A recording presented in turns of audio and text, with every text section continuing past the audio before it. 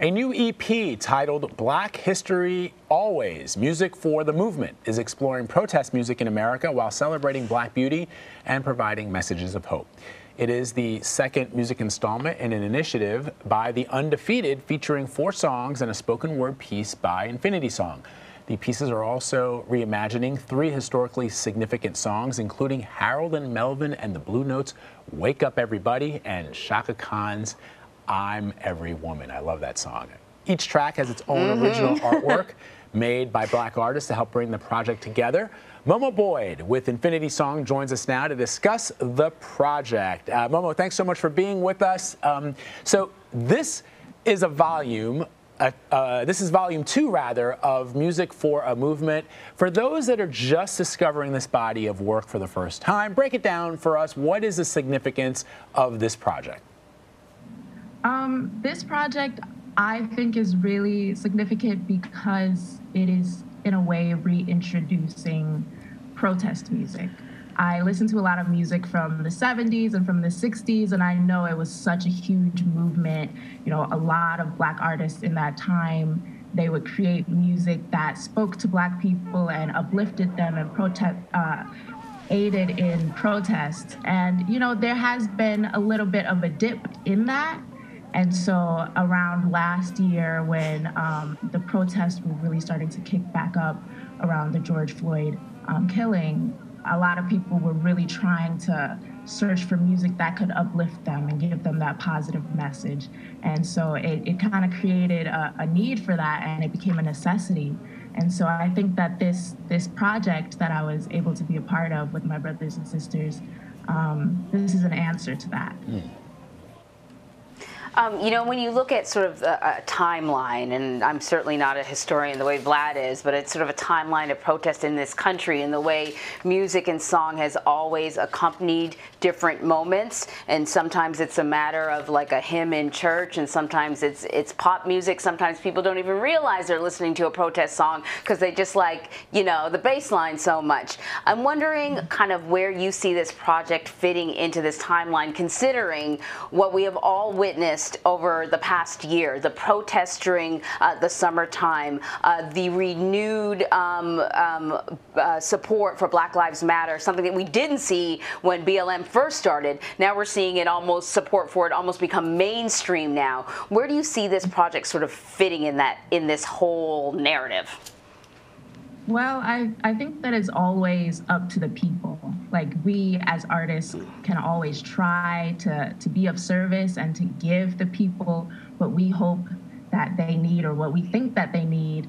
But, you know, at the end of the day, what resonates with people is always very unique and very different. So, you know, it's up to the people. If this is what they need, then, you know, it will speak for themselves and it will definitely become music for the movement, you know. And at the end of the day, if it doesn't become like the thing, then, you know, we still did our part as artists. We still, you know, lent our voices to the movement. We still did what was necessary, and we played our part. We played our role. You know, Momo, I want to go back to something that you said earlier about the history of protest songs and popular music in this country. You know, I've been so focused on this, and every time I interview an artist, I ask them about that. I asked RZA, I asked Alicia Keys, because I also, like you, found that there were so many inspirational songs from the 60s and the 70s. And just think for just 1 second, What's Going On by Marvin Gaye, you know, I'm Black and I'm Proud by James Brown, Sam Cooke, you know, these, and that continued. I mean, you know, Helen Reddy, I Am Woman, Green Day, American Idiot. There's been a long history in this country of music that unites people around a common message, and I have found it lacking as well. Now, what each of those artists have said to me is that it's out there, and you just have to look for it. But it makes me think that we perhaps don't live in a world anymore in a world that consumes music in the same way that we did back in the 60s, 70s, 80s. In other words,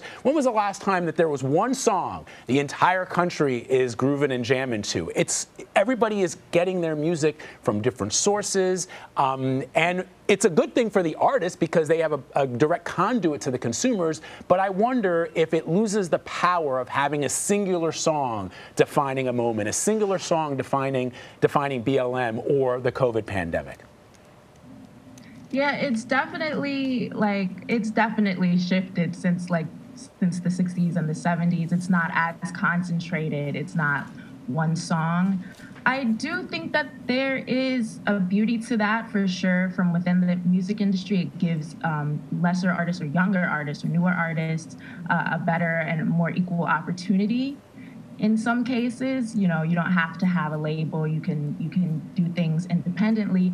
But I definitely, it is harder to push or to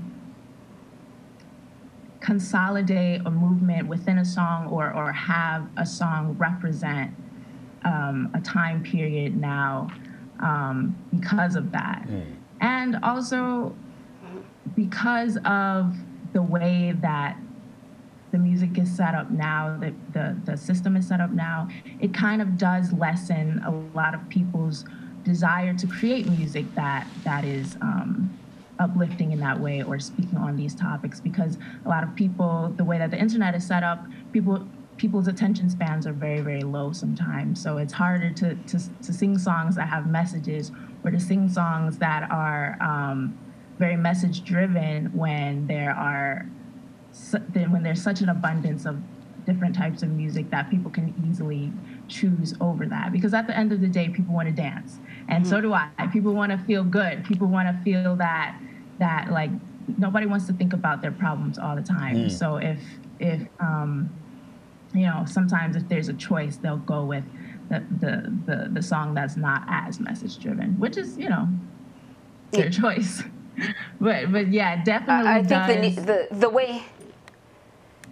I was just going to say, I think that you're hitting the nail on the head, and that the way music is distributed now, there are just so many outlets. In the 50s and 60s, you would tune into the handful of popular radio stations, and everyone would sort of listen to the same thing. Now you can listen to radio, you can stream, you can go on YouTube, you can go on TikTok. So it's very difficult to kind of have an audience focus on a singular thing. I will point out, though you named some really, really good songs, the roots of hip hop has everything to do with protests, and in some cases the protest sort of was about giving people a distraction. Let's look at something that's prettier than the cold hard facts, and in other cases it was about drilling down on the ugliness of what many hip hop artists were experiencing, and that's the roots of hip hop, and which still continues today. But like you said, you got to look for it.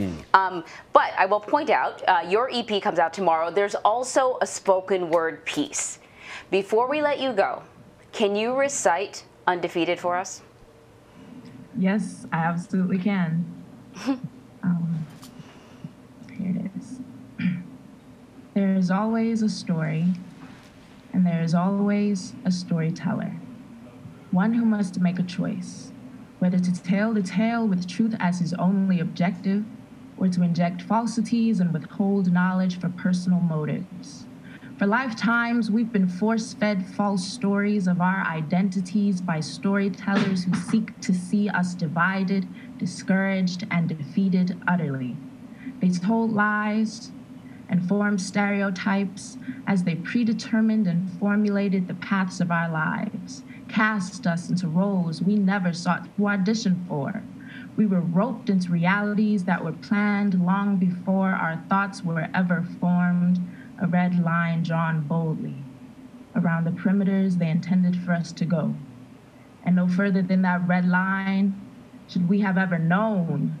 But we wipe it away and create for ourselves the blank page, a clean slate, clear of any limitations or boxes, watching as the sun goes down on tired narratives. New life is breathed into older relatives as the next generation proudly claims their heritage. And I do not say this with arrogance, but my bloodline is not comparative, for it is the sweet songs of my mother that I have inherited, the unwavering courage of my sisters who refuse to be dispirited, the promise of future daughters reaching successes unmerited as harmful cycles go unrepeated, and your expectations unthinkably exceeded, for we truly are undefeated. Right on. Lovely. Momo. Yeah, I can dig it. That's awesome. Wow. I got a tear in my eye. Thank you very much. We miss you. We wish you much success. Momo with Infinity Song, thank you. Thank you so much. Thank you so much. Bye.